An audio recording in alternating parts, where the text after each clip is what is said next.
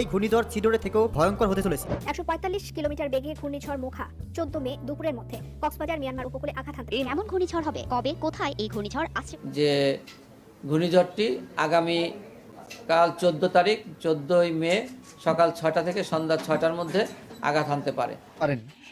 আপনারা আমাদের Saint Martin দ্বীপের মানুষের জন্য, দ্বীপের রক্ষার্থে সবাই দোয়া করবেন, আর যেভাবে পারেন না কেন আমাদের সেন্ট মার্টিন। আসসালামু আলাইকুম সুপ্রিয় দর্শক বন্ধুরা, কেমন আছেন সবাই? আশা করি সকলেই ভালো আছেন।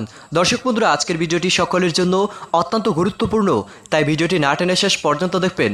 দর্শক বন্ধুরা, বাংলাদেশে দুয়ে আসছে ঘূর্ণিঝড় মোখা, আর সেই সকল বিষয় নিয়ে সারা দেশের মানুষ এখন আতঙ্কে রয়েছে এবং সেই সাথে নানাভাবে সতর্কতার জন্য বলা হয়েছে।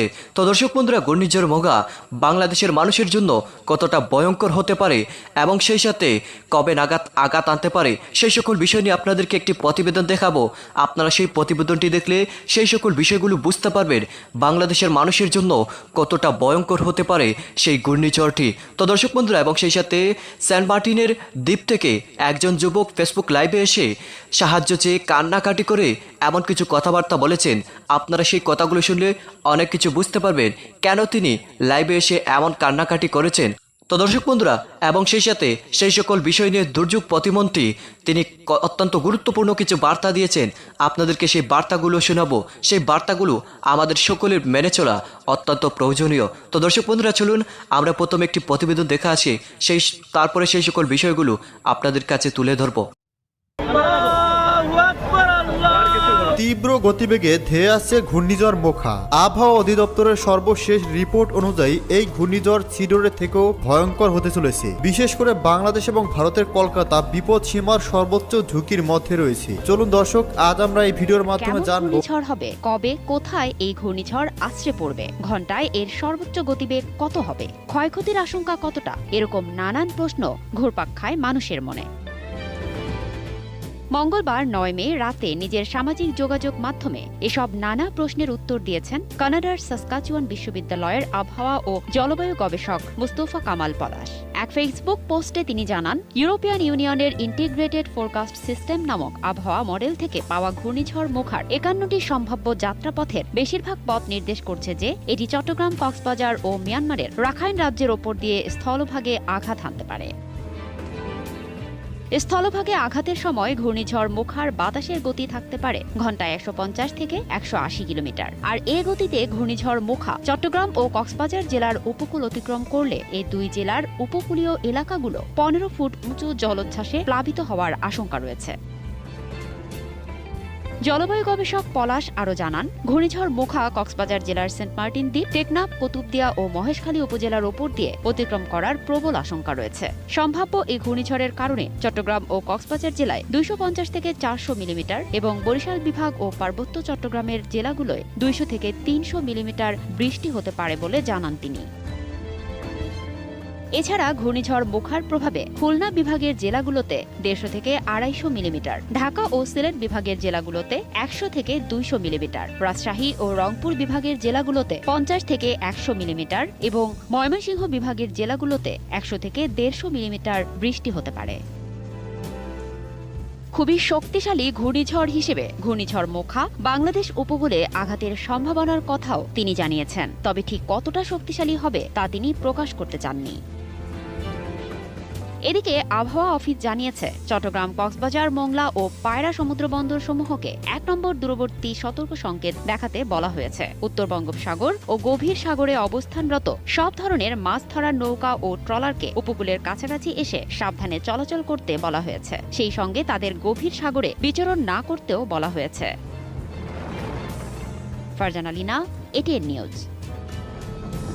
দূরে অবস্থান করছে সেটি। আবহাওয়া অফিস জানিয়েছে, কাল সকালের মধ্যে অতি তীব্র ঘূর্ণিঝড়ে পরিণত হবে মোখা।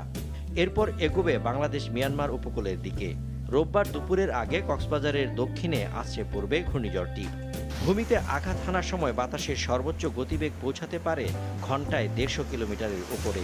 সবগুলো মডেলই কিন্তু বলছে যে এটা আলটিমেটলি বাংলাদেশ মায়ানমার কোস্ট, বা আমরা যদি আরেকটু স্পেসিফিক করে বলি তাহলে সাউথ নর্থ মায়ানমার এবং কক্সবাজার কোস্ট এই অংশটা দিয়ে অতিক্রম করে, এবং এটা মূলত টেকনাফের কিছুটা নিচ দিয়ে এটা অতিক্রম করার সম্ভাবনা আছে। বাতাসের গতিবেগ সর্বোচ্চ 165 কিলোমিটার আমি দেখলাম। তো আমরা যদি আরও এরও একটু ধরে নিই তো 180 কিলোমিটার পর্যন্ত হতে পারে। উপকূলীয় এলাকার রৌদ্রোজ্জ্বল আবহাওয়াতেও আতঙ্ক ছড়াচ্ছে ঘূর্ণিঝড় মোখা। দুর্যোগ মোকাবেলায় নানা সমস্যার কথা জানিয়েছেন দেশের বিভিন্ন জেলার উপকূলের বাসিন্দারা। পর্যাপ্ত সাইক্লোন শেল্টার, টেকসই বেড়িবাঁধ না থাকায় বেড়েছে তাদের আতঙ্ক। ঘূর্ণিঝড় মোখা আসতেছে, এটা আমরা শুনি, আমরা ভয়ে আছি। বেইও নাই, বিল্ডিংও নাই, আমরা জোয়ারাইলে হানিতে বাসি ভুক মাল তো বানালে কষ্ট করি। ঘূর্ণিঝড় মোখার প্রাণহানি ও ক্ষয়ক্ষতি এড়াতে চট্টগ্রামের সব উপজেলায় আশ্রয়কেন্দ্র প্রস্তুত রাখার নির্দেশ দিয়েছে জেলা প্রশাসন। বরাদ্দ রাখা হয়েছে নগদ অর্থ ও পর্যাপ্ত শুকনো খাবার। বিপদ সংকেত বৃদ্ধির সাথে সাথে উপকূলীয় এলাকার জনসাধারণকে আশ্রয়কেন্দ্রে নেওয়ার সিদ্ধান্তের কথা জানিয়েছেন প্রশাসনের কর্মকর্তারা। খোলা হয়েছে কন্ট্রোল রুম, সবাইকে সতর্ক করতে মাইকিং করা হচ্ছে। সকল সাইক্লোন শেল্টারগুলো সেগুলো পরিষ্কার পরিচ্ছন্ন করে সেখানে আমাদের শুকনো খাবার এবং পানির ব্যবস্থা করা হয়েছে। এছাড়া মুজিব কেল্লা যেগুলো সেগুলো সংস্কার করে সেগুলোতে আপনার ব্যবহার উপযোগী করা হয়েছে। আমরা ঘূর্ণিঝড় মোকাবেলার জন্য আমরা প্রস্তুত রয়েছি। দেশের 4 সমুদ্র বন্দরকে 2 নম্বর দূরবর্তী হুঁশিয়ারি সংকেত দেখাতে বলা হয়েছে। যে ঘূর্ণিঝড়টি আগামী কাল 14 তারিখ 14 মে সকাল 6টা থেকে সন্ধ্যা 6টার মধ্যে আঘাত হানতে পারে, এবং ঘূর্ণিঝড়ের অবস্থান, গতিপথ এবং এর গতি বিবেচনা করে আমরা স্থির করেছি কক্সবাজার বন্দরকে 10 নম্বর মহাবিপদ সংকেত দেওয়ার জন্য, এবং চট্টগ্রাম ও পায়রা বন্দরকে 8 নম্বর মহাবিপদ সংকেত জারি রাখার জন্য। আমাদের মাঠ প্রশাসন, আমাদের CPP volunteer, red crescent volunteer, সামরিক এবং বেসামরিক সংস্থার লোকজন সবাই মিলে আমরা প্রস্তুত আছি। মাননীয় প্রধানমন্ত্রী জননেত্রী শেখ হাসিনা তিনি কন্টিনিউয়াস আমাদেরকে মনিটর করছেন, কথা বলতেছেন এবং দিক নির্দেশনা দিচ্ছেন। আশা করি অতীতের অভিজ্ঞতায় আমরা যে ব্যবস্থা নিয়েছি, মানুষ এবং গবাদি পশুর জানমাল রক্ষায় আমরা শতভাগ সফলতার সাথে কাজ করতে পারবো। ধন্যবাদ সবাই। সতর্ক সংকেত দেওয়া হচ্ছে যে 10 নম্বর, এটা কি আজকে থেকেই না? যে এই মুহূর্তে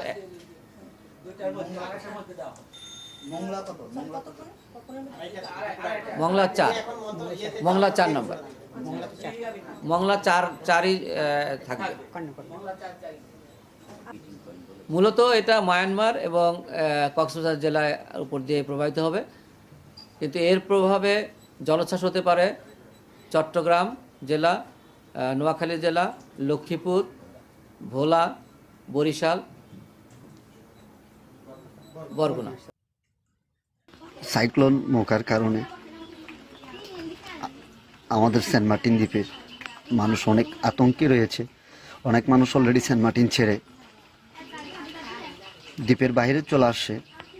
টেকনাফ, কক্সবাজার যে যার মতো করে অবস্থান নিয়েছে নিজের জীবন রক্ষার্থে।